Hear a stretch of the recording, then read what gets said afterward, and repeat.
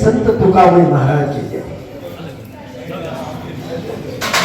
अधिक मासाच्या अमावस्येच्या निमित्तानं आणि यज्ञाच्या निमित्तानं आपण सगळे गुरुबंधू आणि गुरुभगिनी आपण एकत्र आलेलो आहोत. आणि हा एक प्रकारचा योग आहे. कालच आपण सांगितलं की या पर्व काळामध्ये किंवा या अधिक मासामध्ये जे काही आपल्याकडून आध्यात्मिक किंवा कुठलीही आपली भक्ती घडत ती भक्ती 5 गुणानं वाढत असते.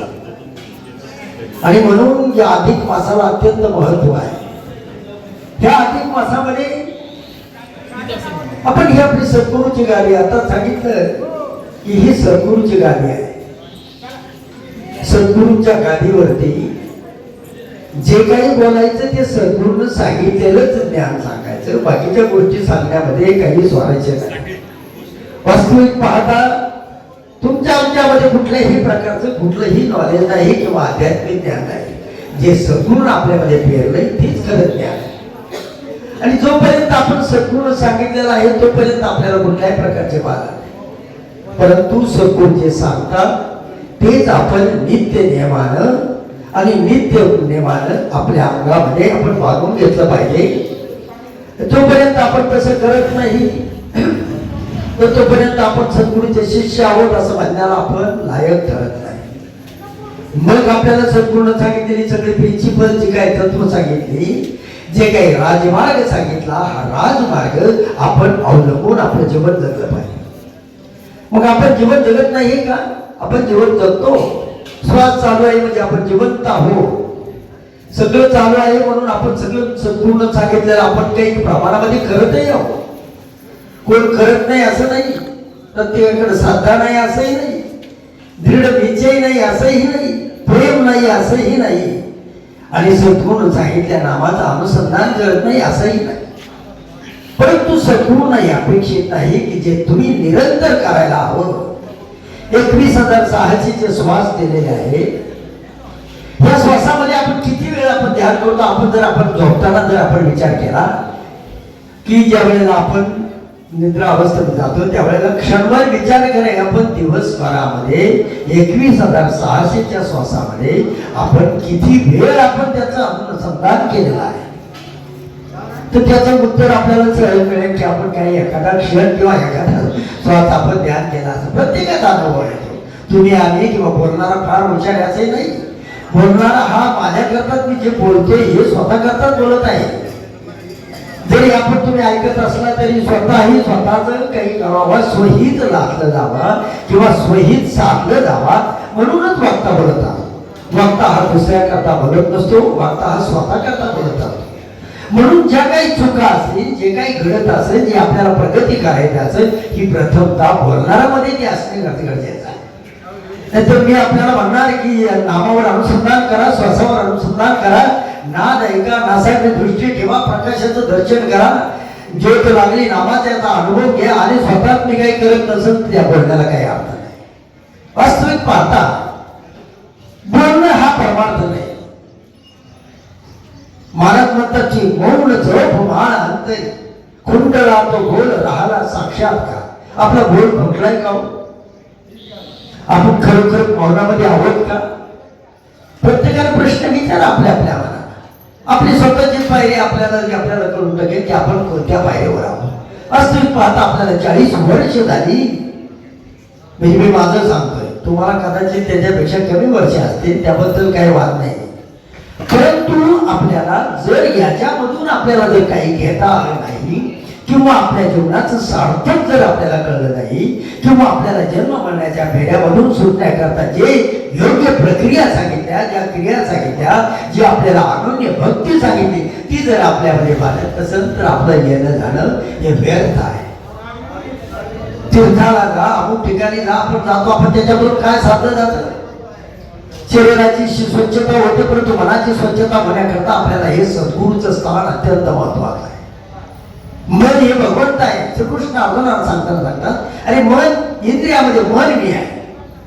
आणि ह्या मनाला जोपर्यंत आपण नियंत्रणामध्ये आणत नाही तोपर्यंत आपल्याला परमार्थाची कुठलीही पायरी आपली पुढे जात नाही. मग मनाचा संबंध येतो कुठं? मन, चित्त, बुद्धी आणि अहंकार अंतःकरणामध्ये ज्या गोष्टी दिलेल्या आहेत त्या अंतःकरणामध्ये आपल्याला चित्त शुद्धी करता तर आपण परमार्थ करत आहोत. आपल्याला कोणी विचारलं का पण आंदोलन कशा करता आलं? आपल्याला कोणी विचारलं की आंदोलन आल्यानंतर तुम्हाला समाधान मिळतं का? तर आपल्याला जर समाधान मिळत नसेल तर आपल्याला येण्याचा मुद्दा काय? कशा करता आपण इथे येत आहोत? केवळ आनंदाची प्राप्ती. आनंदाच्या भोवती सगळं जग सगळं काय झालेलं आहे? केंद्रीभूत झालेलं आहे. जर आपल्याला संसारामध्ये जर आनंद मिळत नसता तर आपण संसार केला असता तो 50 वेळा जर एखाद्या शेतामध्ये पेरलं त्याच्यामध्ये काहीच पिकणार तर आपण शेती करू का? म्हणून परमार्थामध्ये आणि प्रपंचामध्ये किंवा संसारामध्ये काही ना काही आनंद आहे म्हणून आपण त्याच्याशी निगडीत आहोत. नित्य निवांत आणि निर्भय सद्गुरू आपल्याला सांगतात. तुमच्यामध्ये नित्यपणा आहे का? संसारामध्ये नित्यपणा आहे आपला. सकाळी उठतो, काम करतो, आपल्यामध्ये 2 रुपये कमावतो, त्याच्यामध्ये जो आनंद मिळतो तो शाश्वत स्वरूपाचा आनंद नाही, तो टेम्पररी स्वरूपाचा. काही क्षणापुरते एक गाडी घेतली 5 लाखाची तर आपल्याला काही क्षणापुरता आनंद होतो. जर आनंद होत नसता तर गाडी घेतली असते का? घर बांधल्यानंतर तुम्हाला आनंद होत नसता तर तुम्ही एवढं सगळ्या ठिकाणी आपलं सगळे एफर्ट्स वापरून सगळं वापरून त्याच्याशिवाय तुम्ही ते केलं असतं का? तसं नसतं. याचा अर्थ असा आहे की त्यामध्ये जो आनंद आहे तो शाश्वत स्वरूपाचा नाही परंतु टेम्पररी स्वरूपाचा आहे. मग आपण परमार्थामध्ये कशा करता आपण आलो? काय आपलं आणलं होतं? महाराजांनी तुम्हाला तुमचे आजार बरे केले मग तुम्हाला परत इकडे महाराजांनी काय करता सांगितलं असेल? महाराजांचा हा उद्देश आहे का तुमचा आजार बरा केला म्हणजे तुम्ही जा निघून परत येऊच नका? असं नाही.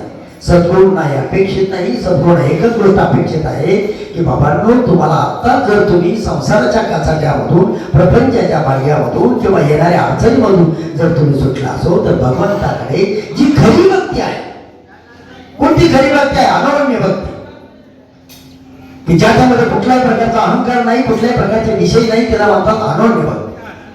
आपल्याकडून घडते का ती अनवन्य भक्ती? आपल्याकडून महाराजांनी सांगितलं फलेचा नाद आहे का? आपण किती नाद ऐकतो? महाराजांनी सांगितलं नासाची दृष्टी ठेवून आपण किती वेळा तसं करतो?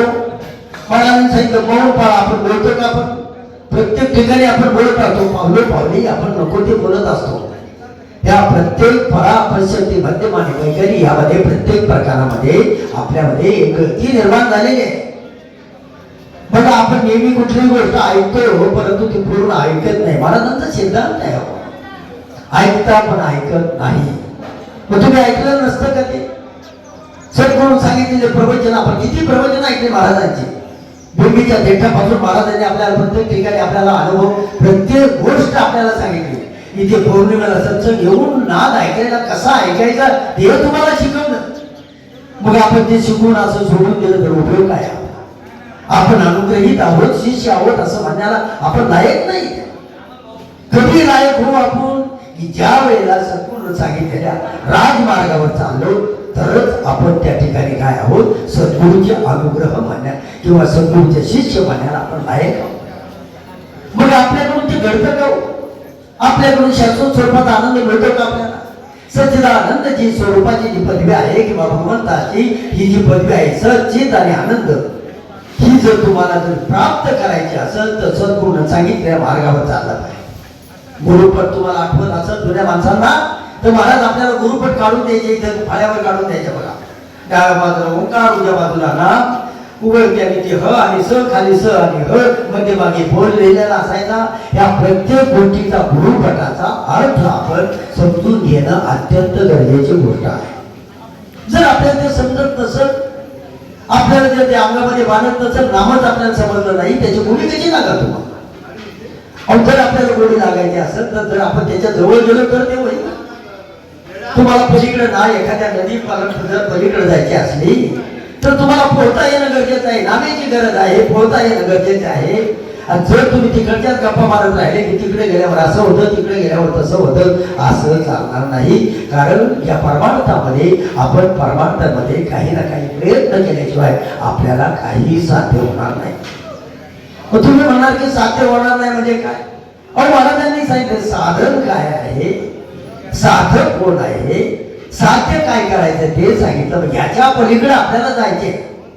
महाराज म्हणतात द्रष्टा, दृश्य आणि दर्शन या तीन गोष्टी आहेत. या तिन्ही गोष्टींच्या पलीकडे त्रिपुटी वेगळा. महाराज म्हणतात काय म्हणतात? त्रिपुटी वेगळा. चारी देव दुंडायचा पाचव्याच लेणता. मग हे सगळं सांगितलं आपल्या कशा करता सांगितलंय? आपल्याला पेपर द्यायचा आहे, आपल्याला काय MBA करायचे का आपल्याला PhD करायची याच्यामध्ये नाही. तुम्हाला स्वानुभव मिळावा, तुमच्या जीवनाचं सार्थक व्हावा आणि आपल्या जीवनामध्ये सायुज्य मुक्ती मिळावा. बाकीचं काही नको, बाकीचं फापट पसारा नको, लौकिक नको, मान सन्मान नको, शीत उष्ण नको. नको त्या गोष्टी आपल्याला काय झालं पाहिजे, तिथं प्रयत्न व्हायला पाहिजे. महाराज म्हणतात की काहीही झालं तर तुम्ही घाबरलं नाही पाहिजे. नित्य निवांत आणि निर्भय. महाराजांचं मूलभूत ज्ञान आहे का आपण नित्य? किती वेळ आपण सकाळी ध्यानाला बसतो? किती वेळ आपण नामस्मरण, आपण खरोखर श्वासावर अनुसंधान करतो? किती वेळ आपण नाद ऐकतो? किती वेळ आपण नासाकडे दृष्टी ठेवतो? आणि किती वेळ मौन पाळतो? मौन तर आपल्याकडे कोणाकडून पाळूनच जात नाही. महाराजांचं जे बोलतात ते तुम्ही विचारपूर्वक बोला. महाराजांचं मुख्य गोष्ट आहे. महाराज म्हणतात तुमचा विवेक जागृत आहे का? तुमचा विवेक जागृत नसेल तर नको त्या वेळेला तुम्ही नको ते बोलता. आणि तुमचा जे विवेक जर जागृत असेल तर तुम्ही योग्य विचारानं जे सार आहे ते बोलता. आपण सगळं असाच बोलतो, नको ते बोलतो, ज्याचा काही उपयोग नाही. आणि भगवंत हा बोलातीत आहे, भगवंत हा रूपातीत आहे, भगवंत हा गुणातीत आहे. मग सगळ्या गोष्टी असताना जर आपल्याला म्हणे अहो सांगा तुम्ही ब्रह्म म्हणजे काय, तुम्हाला प्रश्न विचारा ब्रह्म म्हणजे काय उत्तर द्या. तुम्हाला सांगितलं की अरे वा रिक्षा म्हणजे काय, रिक्षाचं ताबडतोब बोलणार टाकणार. तुम्हाला काही कुठलीही वस्तू सांगितली की त्या वस्तूचं नाही, पण ब्रह्म काय ही निज वस्तू समजण्याकरता सद्गुरूंना आपल्याला प्रकृती आणि पुरुष याच्यामध्ये विलगीकरण, तुम्हाला प्रकृती समजून दिली महाराज, शरीराची माहिती दिली, पुरुष म्हणजे काय दिलं, मूळ पुरुष याचा करून या सगळं. महाराज म्हणतात तुम्हाला मूळ पुरुष कोण आहे ते सांगितलं. नेत्रामध्ये आत्मा आहे महाराज सांगतात आपल्याला. मग आपल्याला अनुभव घेणं गरजेचं आहे का नाही? जर आपल्याला महाराज म्हणतात की ज्या वेळेला आपल्याला साक्षी रूपानं किंवा निसंग रूपानं आपल्याला पूर्वेकडून पश्चिमेकडे जायचं, हे जरी ज्ञान असलं तरी त्याचा नुसता सांगण्याचा उपयोग नाही, पण प्रत्यक्षामध्ये ते आपल्या शरीरामध्ये बांधलं गेलं. आपण क्षणाक्षणाला आपण काय काय करत असतो, क्षणाक्षणाला आपल्याला नको ते संशय आहेत आपल्याला. महाराज म्हणले अरे तुम्ही देव आहात, आता आपण देव म्हणण्याच्या लायक आहोत का? आपल्याकडे षडविकारांचे किती प्राबल्य आहे. नको त्या ठिकाणी आपण काम, क्रोध, द्वेष, मत्सर, काय काय मोह, लोभ सगळी लोक आपण त्याच्यामध्ये आहे. मग हे सुटण्याकरता महाराजांनी आपल्याला खरंच आहे वास्तविक माझा तुम्ही देवच आहात. तुमच्यामध्ये जे काही अधिष्ठान मायेचं जे झालेलं आहे, अविद्येचं जे अधिष्ठान झालेलं आहे ब्रह्मावरती किंवा या ईश्वरावरती जे अधिष्ठान आलेलं आहे ते बाजूला करण्याकरता साधना.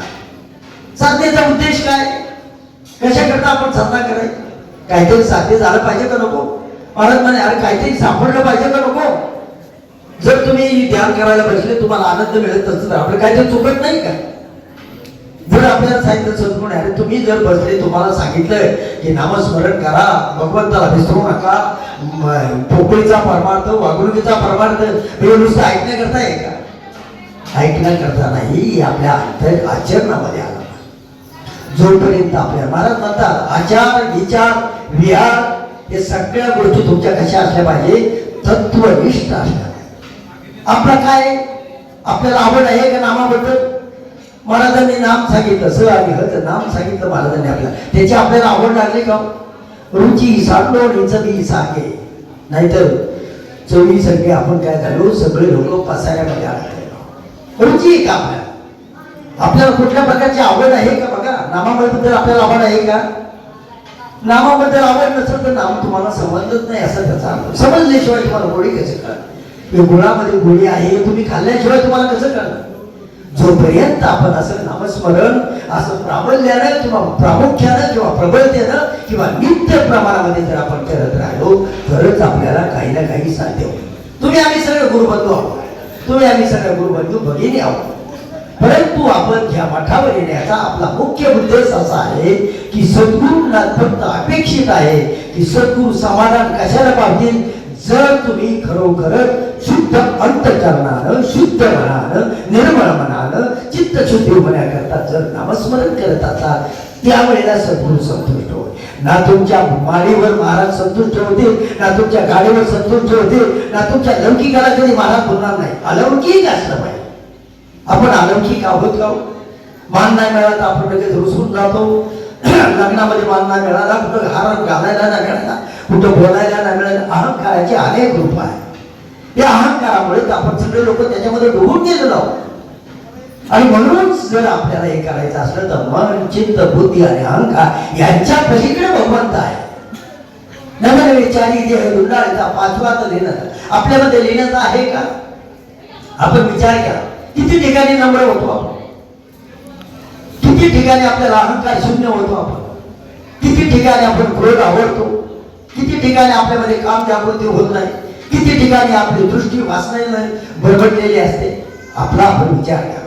आपला आपण विचार करून सोडवण्याकरता कोणीही येणार नाही. सद्गुरूनं तुम्हाला मार्ग दाखवलेला आहे. या मार्गावर चालणं आपलं प्रथम कर्तव्य आहे. तुम्ही आणि आमच्या स्वतःच्या मनानं चालत राहिला तर आपण दुःख दारिद्र्यामध्ये आपण अडकल्याशिवाय राहणार नाही. जसं जीव हा अविद्येमुळे आणि मायेमुळे त्याच्यामध्ये अडकला जातो आणि अडकल्यामुळे ते जीव देशामध्ये अडकलो, कुणाचंही त्याच्यामध्ये काही राहत नाही. सद्गुरूंनी त्यांचं कार्य केलेलं असतं. आपण जर त्या कार्याप्रमाणे सांगितल्याप्रमाणे आपण वागत नाही राहिलो तर आपल्याला कुठल्याही प्रकारची सफलता होणार नाही. कशा करता सांगते महाराज? अरे ज्योत लागली नामाची, मग ज्योत आपल्या नामाची ज्योत लागते का? आपण कधी विचार केला की ज्योत लागली का नाही आपली? आपण कधी विचार केला की कानामध्ये नाद ऐकायला येतो का नाही येतो? आपण कधी विचार केला की नासाची दृष्टी लावल्यावर काय होतं? आपण कधी विचार केला की प्रकाशाचं दर्शन घेण्याकरता आपल्याला खरोखर होतंय का नाही? आपण कधी विचार केला की आपण मौन पाळल्यानंतर काय होतं? आपण कधी विचार केला की लोक ते बोलल्यानंतर त्याचे परिणाम काय होतात? आपण असा विचार करत नाही, म्हणजेच आपण अविवेकी वागतो. आणि या अविवेकी वागल्यामुळे आपल्याला नको त्या दुःख दारिद्र्यामध्ये आपण आहोत. जीव तर अविद्येमुळे अडकलेला. वास्तविकता जीव हा भगवंताचा अंश आहे. परंतु तरी सुद्धा जर जीवाला त्याच्यामधून सुटायचं असेल, जर त्याला खरोखर मी आत्मा आहे याचा जोपर्यंत त्याला स्वतःला स्वानुभव येत नाही, त्याशिवायही आपली प्रगती झाली असा अर्थ होत नाही. जोपर्यंत आपल्याला स्वानंद मिळत नाही तोपर्यंत आपली प्रगती झाली असा अर्थ होत नाही. जोपर्यंत आपण ध्यानाला बसल्यावर शरीर विसरत नाही तोपर्यंत आपली प्रगती झाली नाही. जोपर्यंत आपल्याला भूक आणि तहान लागत नाही तोपर्यंत आपली प्रगती झाली नाही. आपल्याला भूक लागते आपण देहामध्ये अडकतो, आपल्याला तहान लागते आपण देहामध्ये अडकतो. मग जर तसं असेल तर नित्य निवांत, तुम्ही निवांत आहात का? आपले वळवण चालू आहे. आपण कोटी भरेमध्ये कुठाण्यामध्ये अडकलेले आहोत. पाच पडायला आपल्याला अहम परेकडे जायचे. मग या परेमध्ये आपण अडकत राहिलो आणि कुठाने करत राहिलो, नात्या गोट्यामध्ये आपण गुंतत राहिलो तर ते आपल्याला काय गोट्या करणार महाराज म्हणतात. गुंतू नका असं त्याचा अर्थ नाही, परंतु त्याच्यामध्ये लिप्त राहू नका. त्याच्यापासून आपण अलग राहण्याचा प्रयत्न. नंतर तुम्हाला 700 रुपयाला राहता येतं का? निसंग राहता येतं का तुम्हाला? आपण निसंग किती राहतो संसारामध्ये? वास्तविक आपण संसार चालवतो का? आपल्याला अनुग्रहित केल्यानंतर आपल्या संसाराची संपूर्ण जबाबदारी सद्गुरू घेतात. तुमच्या संसारामध्ये ज्या ज्या काही घटना घडतात त्या सद्गुरूंना सगळ्या ज्ञात असतात. परंतु आपल्याला वाटतं की आपण केलं म्हणून आपण काहीही करत नाही. सगळं भगवंत आणि सद्गुरू करणार. तुम्ही आम्ही काय करतो? सद्गुरूंना अपेक्षित आहे की तुम्ही फक्त नामस्मरणाचा अवलंबन घ्या, चाललेल्या श्वासाचा अनुसंधान घ्या. चाललेला श्वास नैसर्गिक, त्याच्यामध्ये कृत्रिमपणा कुठलाही करू नका आणि त्याच्यामध्ये अडथळा निर्माण करून नको त्या गोष्टीच्या दारिद्र्यामध्ये अडकू नका. किती लोकांचं काय असं झालं की काही प्रयत्न करायला गेले, हाटयोग करायला गेले, त्यांना प्रॉब्लेम निर्माण झाले. म्हणून चाललेला नैसर्गिक श्वास ज्याच्यामध्ये नाम प्रविष्ट आहे, श्वासामध्ये नाम आहे, नामामध्ये श्वास नाही, श्वासामध्ये नाम आहे आणि त्याचा अवलंबून प्रत्येक प्राणी श्वास घेत असतो. तुम्ही आम्ही श्वास घेतो, परंतु भगवंतानं आपल्याला स्वसंवेद्य नावाची जी मुख्य गुण आहे किंवा जी सुवर्ण संधी तुम्हाला मानव जन्मामध्ये दिलेली आहे, माझा आत्मदेवा तुम्हाला दिलेली संधी. काय संधी दिली तुम्हाला? जर तुम्ही प्रमाणामध्ये किंवा तुमच्या प्रमाणामध्ये तुम्ही स्वतःला स्वतःची ओळखण्याची ताकद केवळ मानव द्या. एवढं सगळं लाभलेलं असताना सद्गुरू लाभ नाही हे आपलं सुखरूप आहे. मग नुसतं सुखरूपही सांगून चालत नाही. सद्गुरू लाभले म्हणून आपण जगामध्ये सगळे सांगतो आम्ही महाराजांचे शिष्य आहोत. बरोबर आहे, त्रिकाला बाधित आहे, आपण महाराजांचे शिष्य आहोत. परंतु महाराजांनी सांगितलेल्या प्रत्येक ज्या गोष्टी आपल्याला सांगितल्या, आध्यात्मिक ज्ञान जे दिलेलं आहे, आत्मिक जे ज्ञान दिलेलं आहे की ज्याच्यामुळे तुमच्या अंतर्शक्ती जागृत होईल. आणि मग आपण त्या प्रमाणामध्ये जर केलं नाही तर आपणच आपल्यात गुंतवलेलं नाही. महाराज म्हणतात हे मस्तक आहे, मस्तकामध्ये हजारो पुस्तकं तयार करण्याची ताकद असते, हजारो ग्रंथ तयार करण्याची ताकद आहे. आणि म्हणून या मस्तकाला आनंद परा प्रचिंती आणि मध्यमा याच्यामध्ये जोपर्यंत परा प्रचिंती आणि मध्यमा या तिन्हीचं एकत्रीकरण एका ठिकाणी एका क्षणाला किंवा एका त्रिवेणी संगम म्हणतात, या संगमाच्या ठिकाणी जे काही चित्ताचं स्थान आहे, या चित्ताच्या ठिकाणी तुमची शुद्धता निर्माण झाल्याशिवाय आपल्याला काही साध्य होणार नाही. आता आपल्याला जन्माला आल्यापासून आताच्या शेवटच्या क्षणापर्यंत जे काही जीवनामध्ये जे घडले ते सगळं तुमच्या चित्तामध्ये होतं. मग महाराजांनी दिलेलं आध्यात्मिक ज्ञान ग्रहण करण्याकरता तुम्हाला चित्तामध्ये जागा तर पाहिजे का नको? आणि जर तुमच्या चित्तामध्ये कुठल्याही प्रकारची जागा नसेल तर ते भरलं कसं नाही. एखादा हळूद पाण्याने भरलेला असला त्याच्यामध्ये पाणी टाळलं की ओरडलं होणार. आणि म्हणून अत्यंत महत्वाची गोष्ट आहे की त्याच्यामध्ये नको ज्या गोष्टी आहेत त्या डिलीट करण्याचं किंवा त्या बाजूला सांगण्याचं केवळ काम फक्त तुमचं नामस्मरण करणं. आणि म्हणून नामस्मरणामुळे काय होतं? नामस्मरणामुळे आपल्याला काम, क्रोध, मद, मत्सर, लोभ या सगळ्या अशा आकांक्षा, वासना या सगळ्या गोष्टींची प्रबलता शून्य व्हायला प्रक्रिया चालू. जोपर्यंत ते शून्य होत नाही, जोपर्यंत तुमच्यामध्ये गौरव खेळत आहे, तोपर्यंत पांडव होणार कसे तुम्ही? तुकाराम महाराज म्हणतात की नेहमी याच्यामध्ये आंतरयुद्ध चालू आहे. मग हे युद्ध चालू होतं त्याचा शेवट काय होणार? धर्माचा विजय होता, अधर्माचा नाश होतो. तर तुम्हाला अधर्म दारवण्याकरता किंवा कौरवाची किंवा हे क्षण विकार घालवण्याकरता खरी साधना. जोपर्यंत आपण असं करत नाही, जोपर्यंत आता नित्य निवांत आणि निर्भय, आता निवांत एकांतामध्ये सगळ्या गोष्टी साधतात. तुकाराम महाराज 3 डोंगरावर जाऊन का करत होते? त्यांना घरी करता येत नव्हतं का? एकांत गरजेचं आहे. म्हणून आपण शांत चित्ताने ज्या ठिकाणी आपल्याला एकांत जागा अशा ठिकाणी आपण ध्यानधारणा करावी. चित्त, ध्यान आणि लक्ष, काय लक्ष आहे? भगवंताचं दर्शन. लक्ष आपण शोधत राहिलो. चित्त, ध्यान आणि ध्यान करण्याकरता काय आवश्यक आहे? चित्त शुद्धी आवश्यक आहे. चित्त शुद्ध आहे का? मन निर्मळ आहे का? आपण आपली दृष्टी सापेक्ष खरोखर आपली दृष्टी तुमची समदृष्टी आहे का? तुमच्या दृष्टीमध्ये वासना आहे, तुमच्या दृष्टीमध्ये काम आहे, तुमच्या दृष्टीमध्ये तुमच्या सगळ्या क्रोध आहे. मग तुमच्यामध्ये जर सगळ्या एवढ्या गोष्टी असतील तर आपल्याला भगवंताचं दर्शन करण्याकरता हे एक प्रकारचे अडथळे आहे, हे एक प्रकारचे स्पीड ब्रेकर. आणि जोपर्यंत या स्पीड ब्रेकरला आपण व्यवस्थितपणानं आपण जोपर्यंत ओव्हरटेक करत नाही त्याशिवाय आपल्याला काही साध्य होणार. महाराज नंतर श्वास येतो आणि जातो, त्या थांब्याचे महाराज त्याला निरळ शांतता म्हणतात किंवा थांबा म्हणतात किंवा कुंभक म्हणतात. जे काय तुम्हाला म्हणायचा श्वास नसताना ज्या वेळेला एक निर्मळ अशी निर्मळ शांतता असते, या शांततेमध्ये आपण जो नाद आहे तो नाद ऐकल आपलं प्रथम कर्तव्य आहे. जो अनाहत नाद जो कुठल्याही गच्छनाला तयार नाही, जो पिंडामध्ये आहे तो त्या ब्रह्मांडामध्ये आहे. पिंड ब्रह्मांडाचा आत्माला मारतात. जोपर्यंत आपल्याला मी आत्मा आहे याचा आपल्याला स्वानुभव येत नाही तोपर्यंत आपल्याला पिंडामध्ये समजमध्ये ब्रह्मांडामध्ये भगवंत आहे, ब्रह्मांडामध्ये आत्मा आहे, ब्रह्मांडामध्ये परमात्मा आहे तुम्हाला कळणार कसं? आणि हे करण्याकरता सद्गुण दिलेल्या मूलभूत गोष्टी आपण केल्या. महाराज म्हणतात की काय नाही बाबा तुम्ही विवेकानंद, विवेक म्हणजे विश्वास, इडा पिंगळा म्हणजे विश्वास, प्रत्येक गोष्ट महाराज प्रेम म्हणजे स्वास, सगळ्या प्रत्येक गोष्टीला महाराजांनी काय सांगितलं असेल की ह्या खऱ्या गोष्टी केल्यानंतर तुम्हाला एक ना एक दिवस तुम्हाला ह्या गोष्टीचं प्राबल्य, षडविकारांचं प्राबल्य निघून जाईल. अरे कसलं तुम्ही महाराज म्हणतात कसली तुम्हाला कुंडली कसलं काय? षडविकार गेले की तुम्हाला षडगुण ऐश्वर्य लाभलं, षडविकार गेले की षडगुण ऐश्वर्य लाभले की तुम्ही भगवंत आहात त्याचा स्वानुभव येतो. ना आपल्याकडून राग, ना आपल्याकडून क्रोध येईल, ना आपल्याकडून अहंकार येईल, ना आपल्याकडून दुसऱ्याचा द्वेष केला जाईल, ना आपल्याकडून कुठल्या लोभामध्ये अडकणार नाही. या सगळ्या गोष्टी जर साध्य करायच्या असतील तर भगवंतानं किंवा सद्गुण सांगितलेलं आहे आणि तुम्ही देव आहात, तुम्हीच भक्त आहात, तुम्हीच गुरु आहात, तुम्हीच शिष्य आहात. काय सांगितलं असं नसेल तर तुम्हाला जे नामस्मरण तुमच्या कानामध्ये ठेवलेलं आहे. जसं मला महाराज म्हणतात की मूठ आणि ते आडा ते बनवलेलं जे फेरण्याकरता जे आपण वापरतो ना तर ते त्याच्यामध्ये केल्यानंतर येणारं जे धान्य खाली पडतं तो प्रत्येक कण वेगळा पडतो. मूठ आणि ही ओठ याच्यामध्ये किती त्याच्यामध्ये अंतर आहे, तेवढ्यामध्ये सुद्धा उगवण्यामध्ये फरक होतो. मग तुम्ही आम्ही जर नामस्मरण आपण खरोखर त्या प्रमाणामध्ये करत गेलो, महाराज म्हणतात अरे बाबांनो की ह्या सगळ्या गोष्टी जरी मी अंकुर तुमच्या ह्याच्यामध्ये बीज पेरलं असलं, त्याला अंकुर आला असला तरी त्या अंकुराला पालवी फुटून युवदेश रोप दाबिले द्वारे त्या आकाशाला मिळण्याकरता तुम्हाला स्वतःला प्रयत्न करणं गरजेचं आहे. आधी केलेची पाहिजे, केल्याने होत आहे, आधी केलेची पाहिजे. आपण काही केलं नाही आपल्याला काय साध्य होणार. फक्त आपण असं म्हणत मी राजा आहे, मी राजा आहे, मी राजा आहे असं जर म्हणत राहिलं तर काय सिद्ध होईल? राजाची कर्तव्य पार पाडायला नको. आपण सद्गुरूचे शिष्य आहोत, मग शिष्यांना दिलेले जे काही प्रथम गोष्टी आहेत ते आपण ग्रहण करायला नको. त्यांनी सांगितलेल्या ज्या काय काय गोष्टी आहेत त्या आपण करायला नको. महाराज म्हणतात अरे बोलताना विचार करा.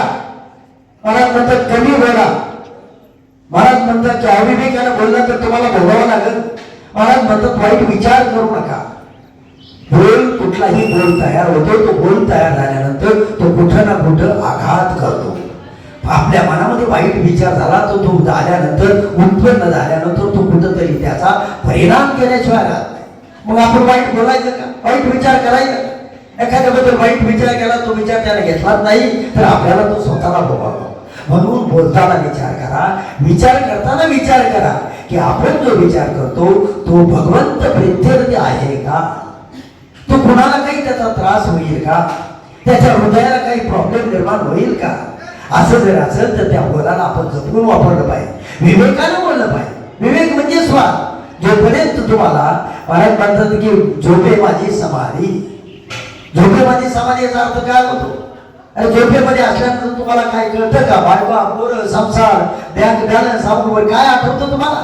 अशा प्रकारची जागृतीमध्ये आपल्याला सुशुद्धी येण्याकरता खराची साधना आहे.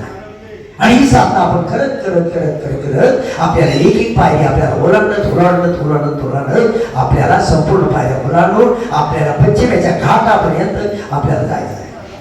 हे सद्गुरूच आहे. ते तुमचं आमचं मी सांगतो म्हणून तुम्ही कोणी ऐकू नका. हे सद्गुरूचं ज्ञान. सद्गुरूनं सांगितलं की जेथून कर्म होते निर्माण ते टाक निर्माण, वाच्यामुळे कर्म निर्माण, हृदयामध्ये कर्म निर्माण होतं. आता जर आपण ध्यान करत असलो तर कर्म निर्माण होण्याचा प्रश्न येतो कुठं, भोगण्याचा प्रश्न येतो कुठं. आणि जरी समजा तुम्हाला भगवंत प्रित्यर्थ जर आपण कर्म केलं आणि ते जर तुम्ही त्याचा फलाचा त्याग करून जर आपण ते केलं तर तुम्हाला काय आहे? निष्काम कर्म जर आपण केलं तर आपल्याला ते भोगावं लागत नाही. आपण सकाम कर्म करणार काहीतरी हेतून आपण करत असतो. आपण केलं की आपल्याला लाभलं पाहिजे.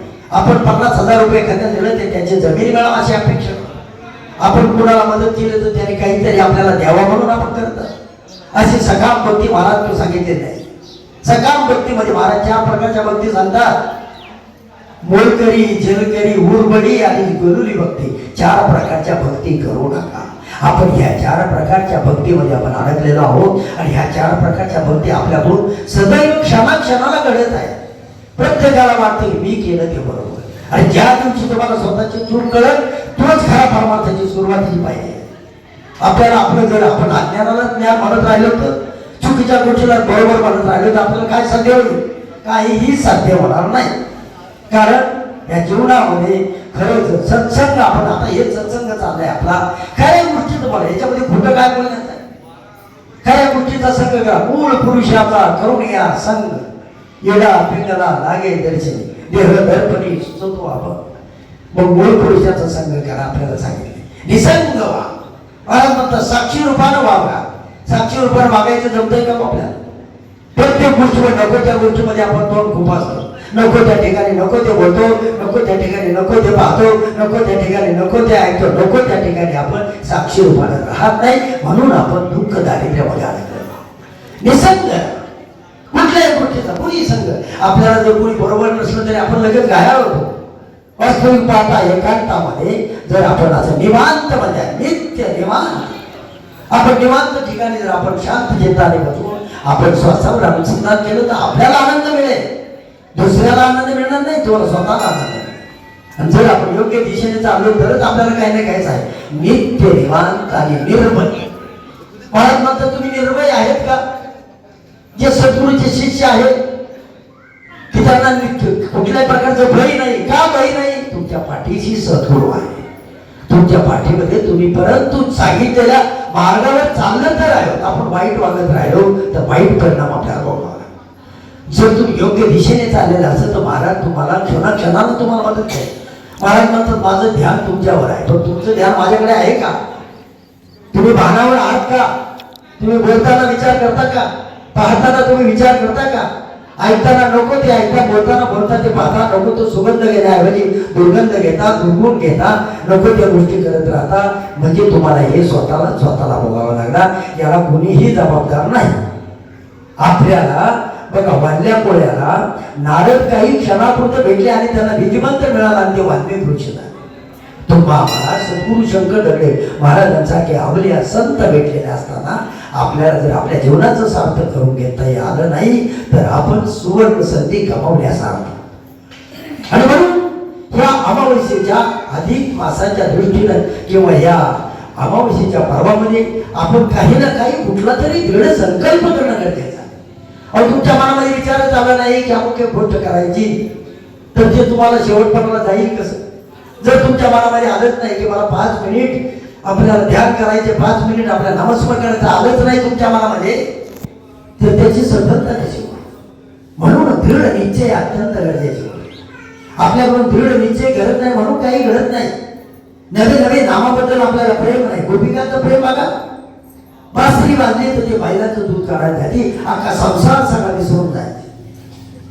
संसारामध्ये नवरा आहे, मुलं आहे, सासू आहे, गाई बैल आहे, हे सगळं विसरून जायचे. का विसरून जात होते? त्यांची खरी अनन्य भक्ती होती. तशी आपली भक्ती आहे का? अशी जर भक्ती आपली जर तशी नसेल तर आपली चूक आपली आपण सुधारायची, दुसरं कोणी सुधारत नाही. सद्गुरूने त्यांचं कार्य केलेलं आहे. सद्गुरूने दिलेलं जे काही नाम आपल्याला दिलेलं आहे, बीजनाम दिलेलं आहे, या बीजनामाचं अखंड नामस्मरण करणं, निरंतर करणं, संगीत करणं, अहर्निशी करणं आपलं प्रथम कर्तव्य आहे. आणि आपण जोपर्यंत आपण असं करणार नाही तोपर्यंत दुसरं कुणाचंही नुकसान नाही याच्यामध्ये. सद्गुरूंनी वृक्षासारखं परोपकार केला.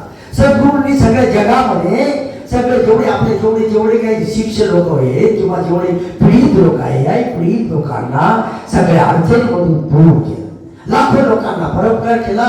श्रीमंत असू द्या, गरीब असू द्या, कोणी असू द्या, प्रत्येकाला जीवनाच्या अडचणीमधून सोडवलं. परंतु महाराजांना तेवढंच अपेक्षित होतं की त्यांनी भक्ती मार्गाला लागावं, भक्तीची कास करावी, नामस्मरणाची काळ करावी आणि आपल्या जीवनाचं सार्थक करून घ्यावा. म्हणजे सद्गुरूने दिलेले जे बीज नाव आपल्या कानामध्ये पडले याचा वृक्ष नवे नवे त्याला सुगंध मिळावा, नवे नवे त्याला पानाने फुलं यावा, नवे नवे त्याचे फळ रसाळ व्हावे, नवे नवे त्याच्यामध्ये गोडी निर्माण व्हावी. आणि म्हणून सद्गुरू जे आपल्याला क्षणाक्षणाला आता या क्षणाला सुद्धा आपले सद्गुरू जे काय बोलतात, जे ऐकतात, हे सगळं ह्या क्षणाला सुद्धा आपल्या जवळ आहे. परंतु आपणच गरंटी आहोत की ते आपल्याला समजत नाही, आपण दुर्दैवी आहोत की ते आपल्याला समजत नाही. मग आपण जर चुकीचं वागत असलो, सद्गुरू जर आपल्याला पाहत आहे असं जर आपल्या क्षणाक्षणा आठवत, आपल्याकडून चूक होण्याचे कारण काय? म्हणून आपल्याकडून काही चूक होणार नाही याची खबरदारी घ्यावा. नको ते ऐकू नये, पूर्ण ऐकावा आणि पूर्ण ऐकल्यानंतर ते बोलावं. महाराज म्हणतात की पाहिलं ते सांगू नका, ऐकलं ते बोलू नका. महाराजांचा सिद्धांत कुठे आहे? काय सांगतो सिद्धांत तुम्हाला? आपण तर नको ऐकलेलं ते सांगतो, जे ऐकलं तेही अर्धवट सांगतो, भ्रम निर्माण करतो. नको ते पाहतो, पाहिलेलं असलं तरी ते त्या ठिकाणी त्याचं ध्यान दुसरं असतं. त्यामुळे जे पाहायला पाहिजे ते पाहत नाही. वास्तव दृष्टी कशा करता आहे? भगवंताचं स्वरूप पाहण्याकरता, स्वतःचं स्वरूप पाहण्याकरता आहे. कान कशा करता दिली? भगवंताचं गुणगान ऐकण्याकरता आहे. नासाग्री कशा करता दिली? तर मध्यमेची भक्ती तुम्हाला समजत आहे. बोल कशा करता दिला? तर तुम्हाला केवळ भगवंताचं नामस्मरण तोंडात करता वगैरे करता. मग हे सगळं तुम्हाला जर भगवंताने दिलेलं आहे, सगळं आपल्याला प्राप्त आहे आणि आपणच आपल्यामध्ये आत्मा आहे, शरीरामध्ये आत्मा आहे, याची आपल्याला जरी आपल्याला तोंडी सांगितलं याचा स्वानुभव घेणं आपल्याला गरजेचं आहे. मी आत्मा आहे, मी शरीर नाही, याचा स्वानुभव घेणं गरजेचं आहे.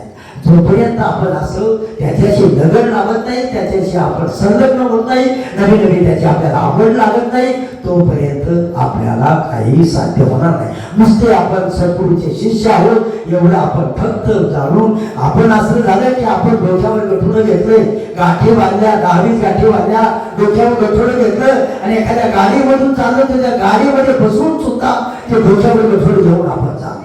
आपल्यामध्ये ही भ्रांती आहे, आपल्यामध्ये हा भ्रम आहे. महाराज म्हणतात अरे कशाकरता तुम्हाला दिलेलं आहे? मस्तक दिले तुम्हाला गाठी सोडवण्याकरता.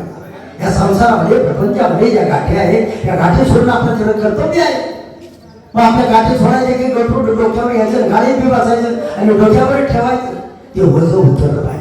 जोपर्यंत मन तुमचं मनावरचं ओझं जात नाही, चित्तामध्ये शुद्धीकरण होत नाही, जोपर्यंत तुमच्या बुद्धीमध्ये विवेक निर्माण होत नाही, जोपर्यंत तुमचा अहंकार शून्य होत नाही, जोपर्यंत तुम्ही अंतःकरणाच्या पलीकडे जात नाही, त्याशिवाय आणि याचा मूळ पायामध्ये चाललेल्या श्वासावर अनुसंधान करत राहिले.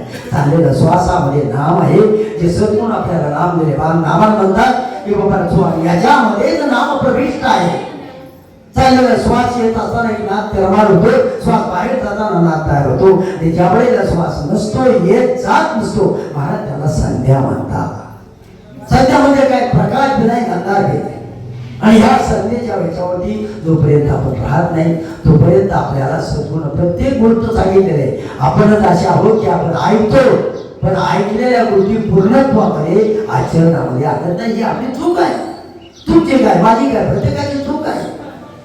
आणि म्हणून या चुकीची दुरुस्ती करण्याकरता आपण या अमावस्या अधिक मासाच्या अमावस्येच्या निमित्तानं आपण संकल्प करूया की बाबा मी 5 मिनिट सकाळी आणि संध्याकाळी किंवा दुपारी जेव्हा वेळ मिळेल त्यावेळेला आपण दिलेले नाम जे आहे ते नामाचं श्वासावर अनुसंधान करत राहिलो तर आपल्याला स्वानंद मिळेल, परमानंद मिळेल, सच्चिदानंद पदवी मिळेल, निजानंद मिळेल. याची जी खरी गुरुकुल्ली आहे ती आपल्याला सद्गुण दिलेले. आपण कुलूपच उघडायचं नाही म्हणलं तर त्या गुरुकुल्लीचा उपयोग काय?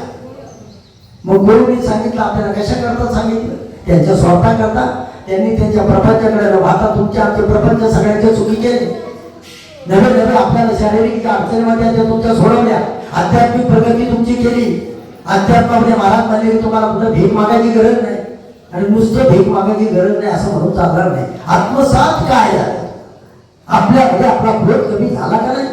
आपल्यामध्ये काम जागृती किती कमी प्रमाणामध्ये, अहंकाराने आपण बोलतो किती, चुकीचं बोलतो की बरोबर बोलतो, बोलल्यानंतर दुसऱ्यावर परिणाम काय? म्हणजे ह्या सगळ्या गोष्टी आपण हळूहळू हळूहळू जोपर्यंत आपण असं प्रयत्न करत नाही त्याशिवाय आपल्याला काही साध्य होणार नाही. हे सद्गुरू शंकर दगडे महाराजांनी आपल्याला प्रत्येकाला दिले. अहो तुम्हाला आम्हाला कुणाला वेगळं काही दिलेलं नाही. जे तुम्हाला मला दिलं ते तुम्हाला दिलं. महाराजांनी सांगितलं असं कुणाला गुपित काही ठेवलेलं नाही की अमुक एक माणसाला गरीब आहे म्हणून त्याला वेगळं, श्रीमंत आहे म्हणून त्याला असं काही नाही. वृक्षाप्रमाणे वृक्षाचं काय वाया जातं? वृक्षाचं पान वाया जातं, वृक्षाची मुळी वाया जात, वृक्षाची साल वाया जात, वृक्षाचं फळ वाया जात नाही, वृक्षाचं काहीही वाया जात. तुमचं आमचं काय जात? शिवाय ते स्वतः ज्यावेळेला जळून त्याची राख होऊन तुम्हाला तुमचे आधार पारा करण्याकरता विभूती म्हणून ते काम करतात. वृक्षासारखे सद्गुण स्वतःचं जीवन व्यतीत केलं, वृक्षासारखं परोपकार केला, वृक्षासारखे संपूर्ण जगाला त्यांनी आध्यात्मिक ज्ञान दिलं. ते गरीबाला, श्रीमंताला, वाघाला, हरिण आलं तरी ते सावली देते, तरी ते तुम्हाला फळ देते. तुमच्या आमच्याकडून काय परोपकार करतो असं जर प्रश्न विचारला तर सगळं जगत आपल्यावर उपकार करते, आपल्याकडून काहीच परोपकार करत नाही. हे कृतज्ञपणा आपल्याकडून निघून गेला पाहिजे. का? तर आपल्याला सद्गुरू लाभलेला आहे आणि सद्गुरू एवढे सोन्यासारखे आपल्याला लाभलेले असताना जर आपल्यामध्ये वागण्यामध्ये बदल होत नाही तर आपल्या जीवनामध्ये काही उपयोग नाही, व्यर्थ जीवन गेला.